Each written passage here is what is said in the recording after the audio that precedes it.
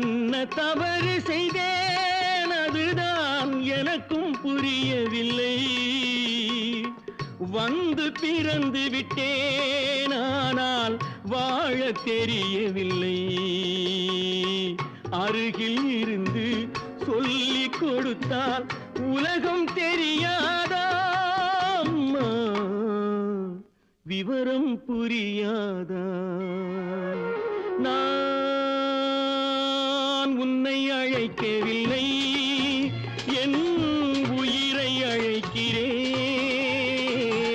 கண்ணை மறைத்துக் கொண்டால் மனதில் எண்ணம் மறைவதில்லை.